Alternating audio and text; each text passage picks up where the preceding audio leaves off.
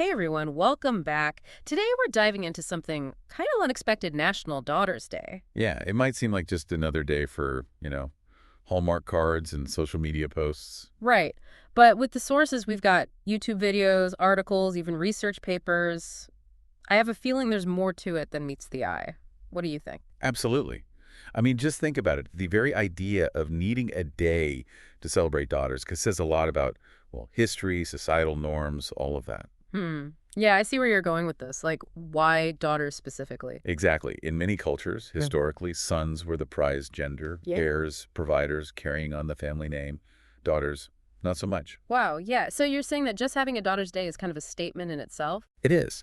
That YouTube video we watched, it actually highlighted how the day was, in part, a response to that historical context, a way to uplift girls, especially in places where they weren't always given, equal footing. Makes you see those Happy Daughter's Day posts in a whole new light, doesn't it? Like, it's not just a sweet sentiment. It's pushing back against centuries of, well, ingrained bias. Exactly. And it connects to something even bigger, this whole global movement toward gender equality. Yeah, and speaking of global, one of the articles, I think it was India Today, pointed out that the day isn't just about celebrating your own daughter. It has these wider implications. Definitely.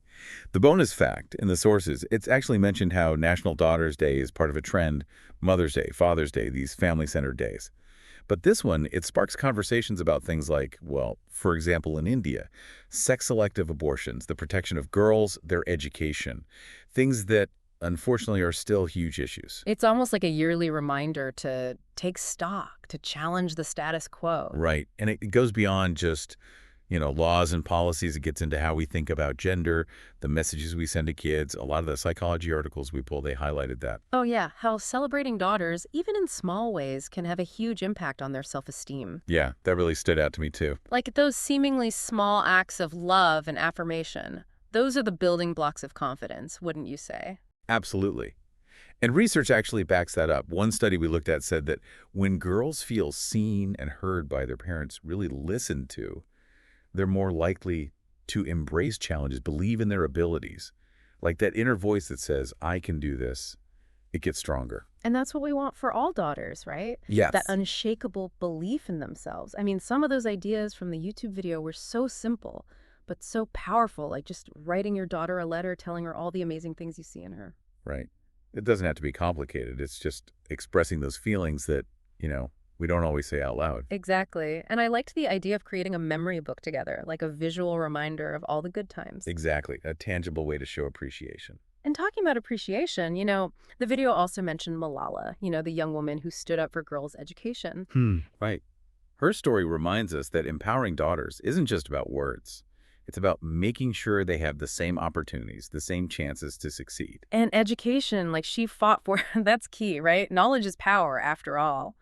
And it made me think, the YouTube creator, they ended with this call to action. How can we make every day about appreciating daughters, No. not just one day a year? That's the million-dollar question, isn't it? How do we go beyond the hashtag holiday? And honestly, I think a big part of it is recognizing our own biases. Like we might not even realize how often we reinforce gender stereotypes. You're right. It's like those unconscious biases can sneak in even when we have the best intentions. Some of those studies on parenting, they were really eye-opening. Definitely. Like that one that found parents, without even meaning to, they often use different language when talking to boys versus girls. It's subtle, but it can make a difference. Oh, interesting. Like how...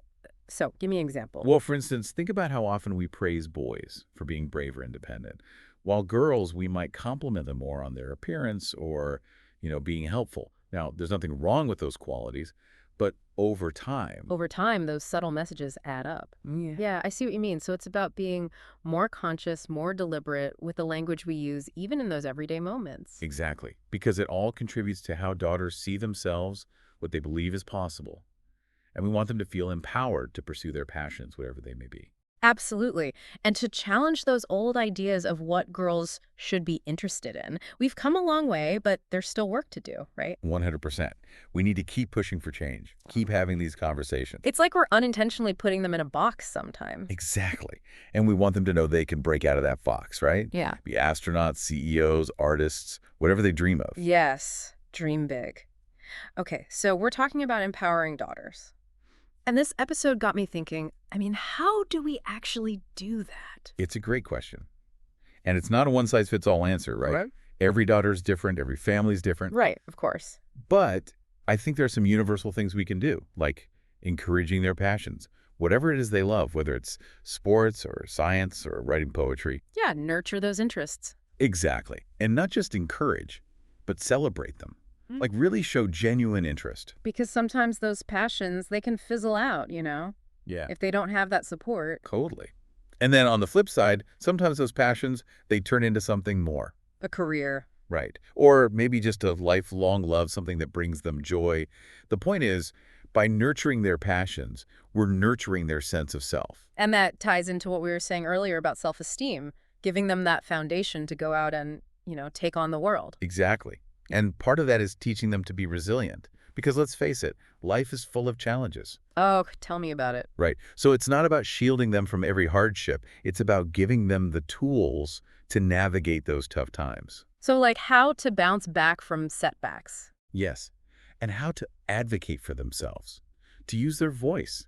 Those are such important skills for, any young person, but especially young women. Because sometimes it can be harder for girls to, speak up for themselves. There's that societal pressure to be, nice. Oh, absolutely. And we need to teach them that it's okay to be assertive, to set boundaries, to say no. And that doesn't make them, bossy or difficult. Exactly. It makes them strong and confident.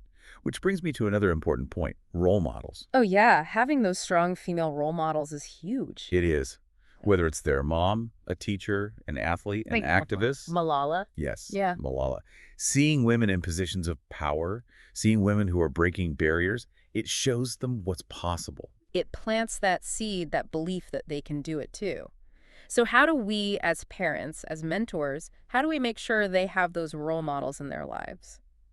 Well, sometimes it's just about being intentional, like making sure they're exposed to books and movies and TV shows that feature strong female characters. Right. Representation matters. Absolutely. And then there's real-life role models. Yeah. Encouraging them to get involved in activities, Mm. sports teams, clubs, volunteer work. Places where they can connect with other strong women, other mentors. Exactly.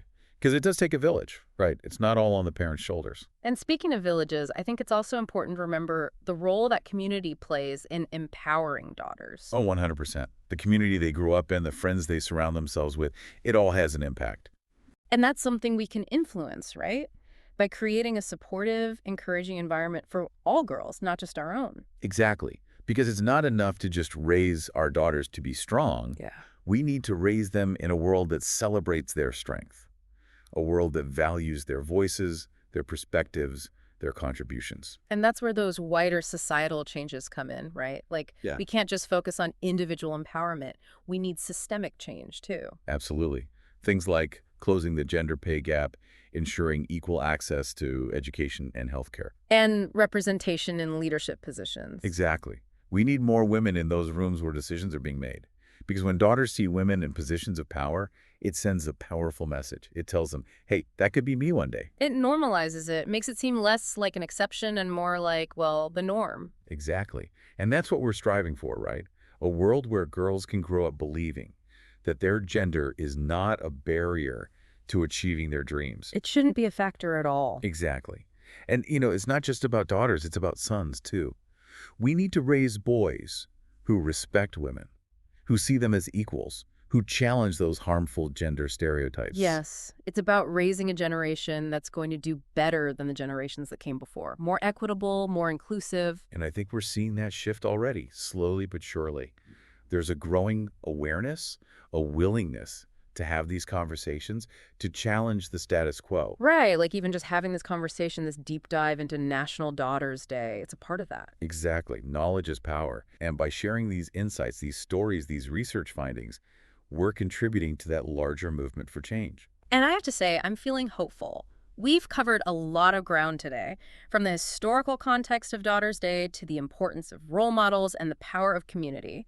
But if there's one thing I hope our listeners take away from this deep dive, What's that?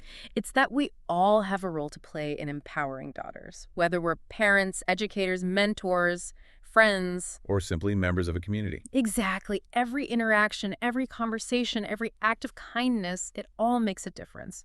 So let's celebrate daughters, not just on this one day, but every single day. Here's to strong daughters everywhere. Here, here. And on that note, I want to thank you, our amazing listeners, for joining us on this thought-provoking journey.